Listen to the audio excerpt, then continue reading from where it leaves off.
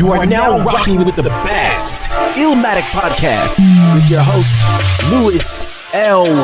Reed. Surviving beats, overcoming breaks. We got motion. Your go-to podcast unpacking hip-hop, trauma, and transformation. Yes, sir. What's up, world? This is your man, Louis L. Reed, back for another episode of the Illmatic podcast, where we talk about the influence of hip-hop, we talk about trauma, we talk about transformation, especially with the culture's biggest icons and most influential people. Today, we are joined by my brother, none other than Carter Vision. What's going on, man? I'm blessed to be here, man. I'm glad that you recognize my talent. It means the most. Definitely glad to be here for sure. Yeah, so we're going to get into it. So tell us a little bit about who you are and where you come from before we even get into what it is that you do. I'm from East Baltimore. You from Baltimore? Yeah, East Baltimore. East Baltimore. Yep. Is being from East Baltimore like being like from Beverly Hills or like Greenwich, Connecticut? Nah, it's like the total opposite. The equivalent to East Baltimore would be probably like Best I Do or Die in Brooklyn. Got it. Like Compton in California. Got it. It's a certain part, so it's not like the worst, but it's like it builds your character for sure. It definitely builds your character. And when you say build your character, what exactly does that mean, and what does character building look like when you come from East Baltimore? What I mean by that is like, prepare you to be in any type of room, any type of environment, and it's not a lot of yes men. That's like where I'm from. So for me, it's like I came into the world just having a kind of fight, and what I'm saying, you got to prove like who you are, where I'm from. And yeah.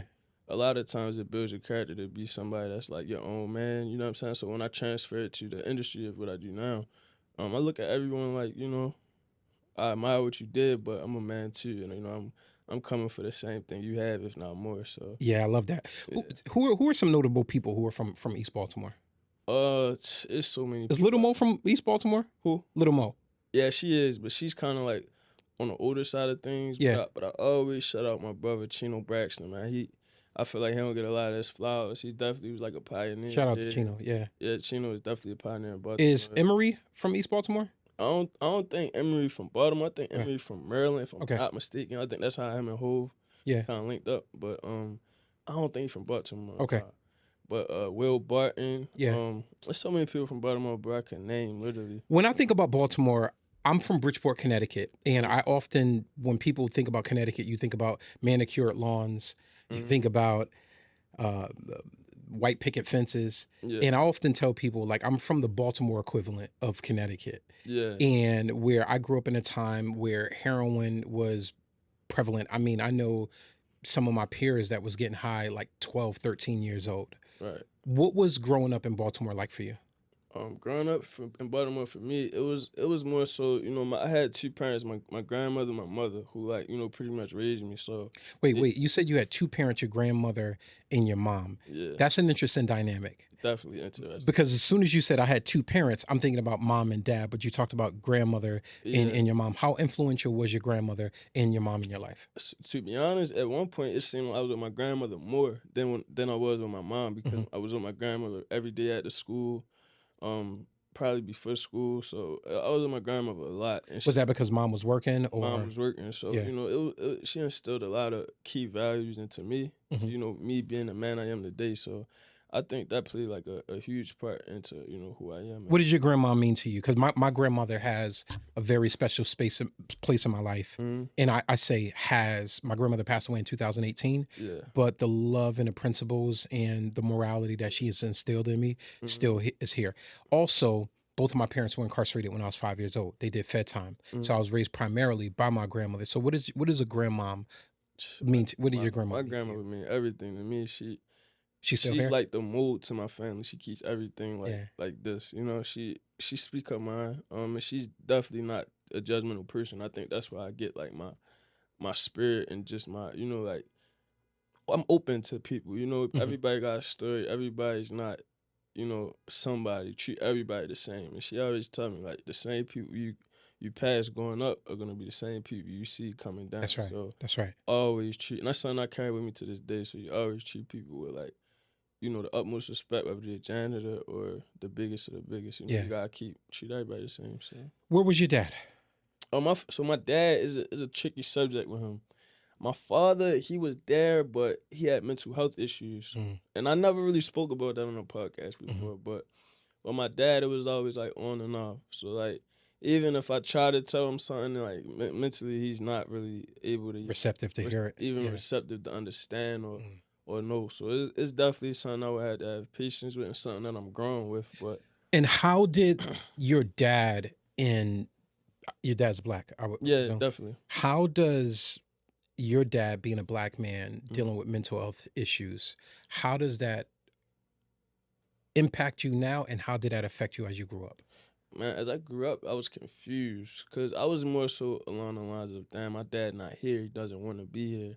That was he not helping my mom. But in all reality, he was going through his own trials and tribulations. And as I got older, it was more so like, it must have been hard for you, I understand. I was more sympathetic to it. Like, I don't really know how that feel. And I'm blessed that didn't trickle down to me, because that's like a big thing. But schizophrenia and bipolar depression in the black community is huge. I think that's like a big thing. And one of the things I often talk about, Carter, is how I talk about the new PTSD, which is prison traumatic stress disorder. And I'm not talking about people who had to have gone to prison like I did. I did 14 years in federal prison. Right. I'm not talking about that. I'm talking about the things that predispose us to making decisions that actually put us in prison. Right. So let me give you an example. I know more people who have either been shot, stabbed, or killed outright than I know who graduated from high school, let alone have gone into college. Yeah, I agree. Yeah, and even for me, like the high school I went to, like, I went to Lee Clifton High School. Like everybody that I went to school with, a lot of people I played ball with did. Some locked up. Like one of my best friends, he just had to turn himself in. One of my best friends in high school, he just had to turn himself in to do like a 2-year bid. So stuff like that is like, and that's a common occurrence for us. Yeah. Like that's far too often, right? Like we know how it shouldn't be that we know how to navigate the prison and criminal justice system the way that we do. Your mans get locked up, that you got to send him pictures. That you got to send him money, right? Got to take his calls, 15 minutes at a clip, unless he can get a jack on the inside. But one thing with him, and it's a crazy thing, I don't mind, because he was one of those friends, man. Frank, shout out to Frank, man. I hope he can see this soon. He was one of those friends. He check on me even when I'm not. Even when even before, he was still checking on me. Don't ask for anything. Right. Those are some of the like purest relationships that I could ever imagine. He just wants to know how you are, how I am, how I'm doing. He don't want nothing from me, and that's like a real friendship to me. You don't call to get in people business. You just, yo, bro, how you is? How you mental? Just a check in. I think that's like the biggest thing where a lot of people just forget to do. Just check in. I want to pivot, and I want to talk to you about another relationship that you have with what it is that you're currently doing. I want you to describe it, but then we'll actually get into it. So what are you currently doing? What's your influence and your impact into the culture? So right now I'm a director for Meek Mill. And what does being a director for Meek Mill look like? Going to New York today, last minute, gotta go to work. But it's a blessing, man. He definitely picked me up when I was 20 years old. Trained me up to be, who I am today. It's been a long journey, and it's How did you guys connect? He actually found me in a club. I was in a club in Atlanta doing something for the guy, Ron Uncut. Shout out to him. He found me in a club. I wound up doing a video for him. Larry Morrow wound up giving him the video, sending it to him. I wound up going back to Atlanta the next week, and he had a show at Opium. My ID wasn't even turned. I couldn't even get in the club. I had to sneak in the club, jump over the gate. Snuck in the club, got to his section, security like, bro, what you doing? Like, I'm like, no, I'm a photographer. Yeah, I lied at the time. He wound up letting me in though. Waited till like 2:00 in the morning. He finally came. At first, he didn't recognize me. He's like, yo, who cameraman is you? I was like, bro, I was with you last week, remember? And then he's just like, all right, you cool. And after that, it was just, I stayed with him pretty much. I was locked in. He was locked in. I have a relationship with Meek, obviously having worked for Reform Alliance, being an executive at Reform Alliance. One of the things and I had Diamond Street Keem on as well. And I asked Diamond Street Keem the same question I'm going to ask you. What does it mean for you for someone like Meek Mill Mm. to believe not just in your artistry, but also to be able to give you an opportunity?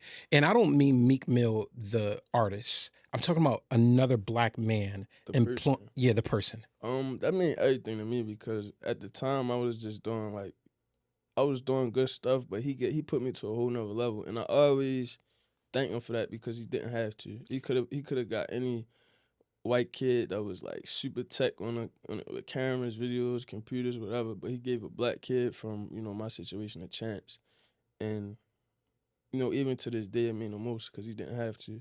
And what does it mean when you say that he put you on a different level? He put me around the A-list of the A-list right from the start. He put me in a fire. Like, it was times where I didn't even think I was ready. He just said, "No, you're gonna have to get ready." And over time, it was like I'm noticing myself like get past these levels so quick because you don't have a choice. It's like when he believed in me more than I believed in myself. So at times, even when I do get tired or I say like, man, this life is a lot for me. I always get in my next gear because when things get tough, it might be God just saying, it's time to level up your level. You know what I'm saying? So, Amen. like with him, it always been love. I remember literally like the first time he ever, I think, matter of fact, the first time I ever even been out the country, or maybe the second, he took me to the Bahamas. This our first trip out the country together. I did like a video for him in the Bahamas, and like I remember him caught. This like our first time really locking in outside of the country, really getting to know each other. And I remember I sent him a video, and he texted the Hove. He like, "Look, Carter, look what Hove said about the video." In my head, I'm like, "Did you just send my video to like, you know what I'm saying? That's heavy level to me." And for him to do that, it mean a lot. And he never failed to mention my name in any big room, ever. Like he always say, like Carter do it. Like let's lock in. Let's that to me means the most. So I always hold his name to a certain level. Yeah, one of the things the reason why I asked you that is because what makes me angry, yeah, and very incensed about people who I call spectators in life. These are not the folks who are participators. These are the folks who are Monday night quarterbacks. They sitting at home, they got their bonnets on, they are, in effect, they got Twitter fingers, right? These Twitter gangsters. Yeah. And they talk about people like Meek, not realizing or not even having full understanding. And this is, when I say they, I'm talking about us, people black and brown, right? Yeah. They don't even realize like how this man, I'm not even talking about you criticism of his artistry. I'm talking about him as a social entrepreneur, as a philanthropist, as somebody who has impacted the culture. They don't realize that this guy has, in effect, established a criminal justice reform organization that has impacted more than 500,000 people, creating a pathway to freedom for people who are currently or were under supervision. That's the Meek that I know. That's the Meek that you know. And so when you talk about how he created opportunities for you and has always brought your name up in rooms, that's what the culture is about, right? Definitely. And so what does that mean for someone like you who grew up not necessarily having a father, a present father, primarily growing up in an atmosphere that's tough, and being raised by women to be able to have a man, another black man, and somebody who is a cultural icon, in effect, invest in your leadership, right? Like, what does that feel like for you? Man, it feels amazing. In the beginning, it felt even so much greater because he always was my favorite rapper growing up. If you ask my grandmother, that's all I would play in the house, Meek Mill. It just goes to show how old you are. Yeah, literally. I'm 24. Yeah. I'm 24. That's all I played, going to school, walking from the bus, like working out to it. So it meant a lot to me. And then, to actually be around him and get the experiences, his greatness of actually what he does and how many people he inspired in the culture, it means a lot. And I get frustrated when I see people just, speaking on things they don't even really know about, yet alone, like you said, just Twitter finger people that really just don't have a life. A life. And for me, it's different because even if I wasn't with Meek, I guarantee you, like, I probably still wouldn't be interested in no rumors or what anybody is saying, because I'm not invested into other people's lives. And to see how many people on the internet are speaking on things that's like, bro, what are you talking about? It's almost like insane.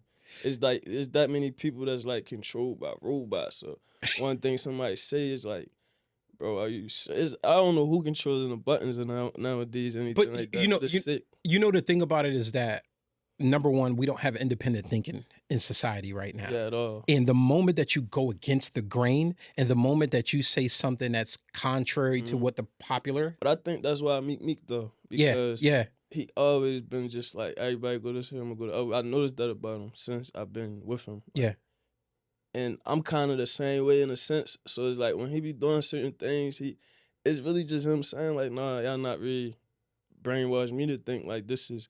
He gonna go his own way, whether they like it or not. That's what I think. The moment people realize that, understand he always gonna be Meek, that's the special thing. I think that the other thing about people such as Meek, such as yourself, such as me, when you come from the North Philadelphias, when you come from the east of Baltimore's, when you come from the east end of Bridgeport, Connecticut's, right?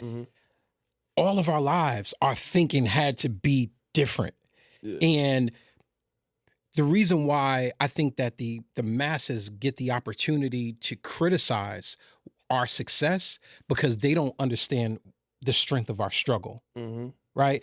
You got the benefit of criticizing the our successes, but you don't know the strength of what it took to get there. And for me, I would be damned if I criticized somebody who taking care of their mom, grandmother, sister, nephew.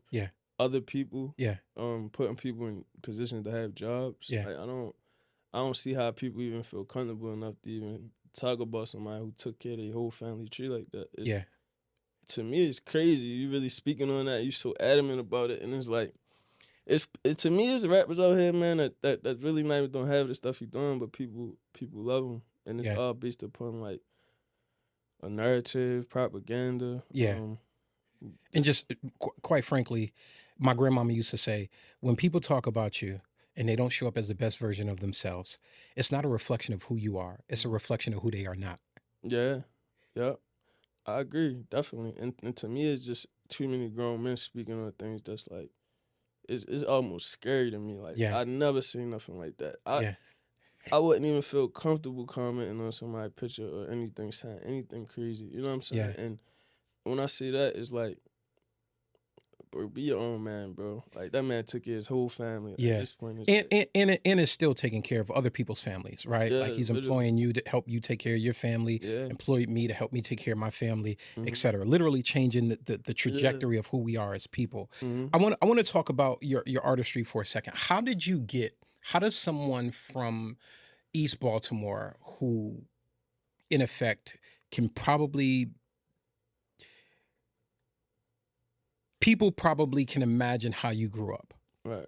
How do you pick up a camera? When does that degree of creativity come in? Like, what was that journey like? There's somebody who's listening to this podcast. There's somebody who is a admirer of what it is that you were doing. What was that moment of clarity like for you? Man, I was playing basketball in prep school. I figured to myself, like, I don't really think this is it for me no more. You was a bum? No, I wasn't a bum. You was a bum. Nah, I wasn't a bum. I can't even go that route. I wasn't a bum. but it wasn't for me anymore. And from that point, it was like, all right, let me figure out what's next for me. And the camera definitely, like, I always was a visionary, but like I told you, I went to a school where it was like, if you was to tell somebody you want to be a camera person or director, however you put it, they would probably laugh in your face. That's what I'm thinking about. Call you a nerd. All types of stuff. So I was like really keeping it in, like trying to be cool. But, you know, once I got out of high school, I was around a different environment a little bit. So I was very open to trying those things. And once I did, I excelled in it. And I fell in love with creating stories and making people happy. I think that was the biggest thing for me. So when you bought your first camera, who brought that for you? What Actually, shout out to Kyle, Nice Shot Kyle. He's like older. He's one of the best, one of the top cameramans in Baltimore for so many years. He gave me my first camera, actually. He just gave it to you? Gave it to me. gave it to me. I made a lot of money with that camera. So how was that? What was that conversation like? You tell him that this is what it is that I want to do. Yeah, he's like, he always would like tell me like the impact that the camera did for his life, and I kind of was inspired by that. So he gave me my camera, man, and after that I was just I made it my money maker. I ain't stopped. And I wound up buying eventually my own camera after that. That was like a starter pack he gave me, but I needed that though. Yeah. There's a lot of kids that, you know, you never know who you might give it. I never know who I might give a camera to, and they might pass me or be somewhere where it's like, damn, I really gave that kid a camera. Like, who knew, you know? Yeah. So shout out to Nice Shot Kyle, man, for sure. That's what's up. That's what's up. Yeah. So, and again, this is another black man who invested, saw something in you that you didn't necessarily even see in yourself. Probably at the time it was a hobby. And he said, take this camera. Go forth and be great. And from there, man, it was up. I was doing things every week, and I'm starting to notice, like, at the time I had a sneaker job, DTLR. That wasn't really paying a lot for me at the time. So, you know, for me, it was like, well, the camera, I'm making this amount every weekend. I'm like, all right, let me really lock in. You know what I'm saying? From there, it just continued to elevate. Yeah. Because before I got here, I told my son that I was connecting with you. He wanted to come to Baltimore. Yeah. He's like, Dad, I tracked this dude. Like, I've been tracking this dude like his entire career. I'm like, entire career? He's 24. What are you talking about? Like, this guy is not like 70 years old. But when you come from a space in life where the life expectancy for black kids is no more than 18, right? If you make it to 21, that's big. That's big. And so talking about that impact that you have on people, not even knowing, you said something just a few seconds ago. You said that your artistry brings you joy to bring other people joy. Your artistry brings you joy to bring other people joy. What does that joy feel like for you? For me, it's honestly, as time went on, I feel like now it's more so the fact of like, man, kids in other countries saying like CV, like Africa, London, saying like, you know, they love my work and those type of places. So it just makes me want to go even harder and just keep upping my level like even more. It make me feel like I'm doing something right, you know, out of other things I probably could be doing. Yeah. The things that look cool to people. I feel like my reach and my just everything is going to be told over time. I think only time will tell. Yeah. I'm not really here to chase like fast money or like, you know, the fast things. I feel like everything that's meant for me is going to come in time. And you developing legacy. Yeah. Sure. So who are your influences?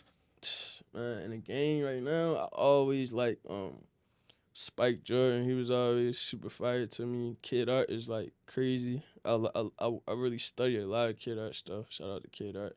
And I'm talking about now, not really people, you know, shout out to everybody I started with, you know, back then, but I'm talking about the people that's in the game just killing it every day. And it's like, I want this spot, you know. Like, those are the people I'm after, like the people that solidified a little bit in the game. Those are the people that's like, nah, in a couple years, y'all got to move out the way. I'm talking movies, TV shows. Even more music videos, you know. I want to eventually, like, you know, man, Meek got 1 million videos, but I want to eventually get into, like, you know, female artists, you know, different things, other genres of music, just try to get my feet wet and, you know, test my creativity out.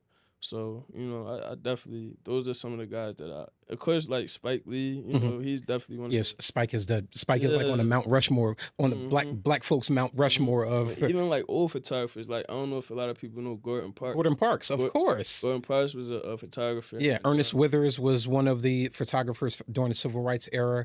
I'm actually, interestingly enough, doing a documentary about Ernest Withers. Okay, I got to check that out. Yeah, but Gordon Parks is like super dope. I always look at his stuff and get like inspired and get ideas just from his pictures. So that to me is like, you know, I got a picture literally in my crib that Gordon Parks took. So it's definitely like, he definitely somebody I look up to. That's dope. A little older. When you think about the next 10 years of your life, oh man, what does that look like for you? I would say three things you will have accomplished over the next 10 years. That's tough. Wow. 3 things I want to accomplish. You will have. Not that you won't. Not. All right, let's do it. Big house. You know, big house comes with a very big mortgage. Yeah, it's all good. $1 million company. Stable family, man, stability, good family, you know, wife, kids, stuff like that. Yeah. I think those are the things I really want in life sooner or later. Definitely, you know, I want to have those things. I don't want to live this fast, you know, crazy. You know, I don't want to do it forever. So I would definitely say around probably like, you know, 30, 31. Let's slow it down a little bit. Even maybe 29. I don't know. I started young, so I think that's why I'm kind of like now. Yeah, you've lived in your life in advance a little bit. Yeah, to a certain extent. Yeah. Everybody that was my age, they probably was in college. I'm hopping on jets and doing all of this stuff. Yeah. How does that feel? I'm blessed to do it. It means a lot to have had that experience. I'm blessed and thankful that Meek even gave me those experiences. Mm-hmm. But it always, you know, everything to me is so much in time. It's, you know, it's just like I go through it. I don't really try to cherish things that's that much materialistic. I value it and I hold it to a certain level, but I try not to like just cherish it. Like I gotta boom boom boom. This is how you gotta live. This is like, you know, I'm a pretty much simple guy. Yeah. I look at things for what it is, and I try not to get blinded by like the lights and fake energy that everything come with. You know what I'm saying? Like you gotta have your family first, God first. Amen. Don't really get caught up in all the glitz and the glamour and the lights like that. You know, my younger days, I feel like I was very much so like, this is what you got aim towards. This is, you know, but it's okay to be a normal guy, I think, you know? Yeah. You find people who genuinely got love for you. You'll find a girl who probably really got love for you. Yeah. You know, I think a lot of times we chase things that's like, it's kind of whipped. And what I mean by that is like it come with so much. Like you get the wrong chick, she might just be after you because you know you got a little paper. It's not, or who you have access to. Who you have access to. It's a lot of wicked stuff out here, man. You know, during the entire 14 years that I was incarcerated, I never was incarcerated with just a normal guy. Yeah. Plain guy. All of the cats that I was incarcerated with was chasing something. Chasing the very thing that you talked about that was attractive to you in your younger years. And I mean, younger, which is relatively speaking, but you have there's a degree of maturity that you have that's beyond your years. One of the reasons why I want to have a conversation with you today is because not only do I see that within the next 10 years, you are going to be one of your generation's icons in terms of your artistry, in terms of your business acumen, in terms of franchising your ability to be able to see the world differently, because in effect that's what you're doing. You are seeing the world from a perspective that nobody's seeing. Right.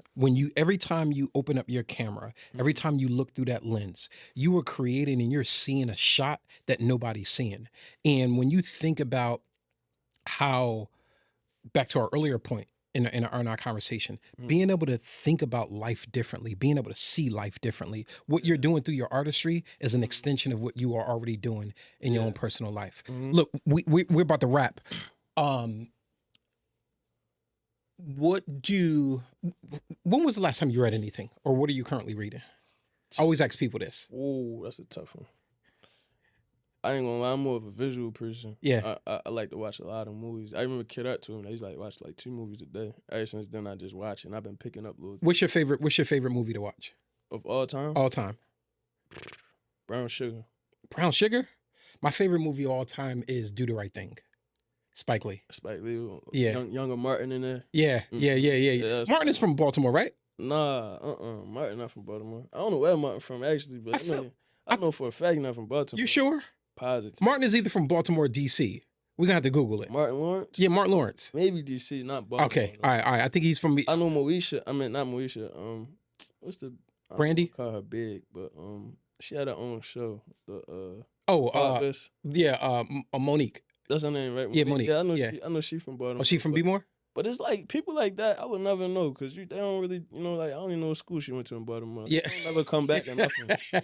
Jada Pinkett Smith too. Yeah, Jada. I know Jada. They'll never come back. Yeah, I don't want to be like that. Yeah, I want to come back. And going back actually provides a sense of inspiration to other people. To other people that's trying to leave out. Yeah, shout out Will Barton too because he always used to come back in his Bentleys and little stuff. He made me think like it was reachable. You know, like Yeah. you would touch people and make you feel like, you know, you can really achieve that. So shout out to people that come back. Yeah. Even Javante, I don't really know him personally, but he still come back and show love and touch kids. I commend people like that. That's what's up. That's what's up. Yeah. I'm gonna give you the last word.